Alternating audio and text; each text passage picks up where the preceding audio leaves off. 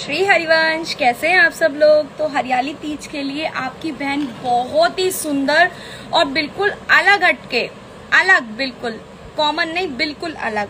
तो ये देखो, प्योर चिनॉन का फैब्रिक है विद एम्ब्रॉयडरी। लेस की डिटेलिंग आप देख सकते हो खुद ही।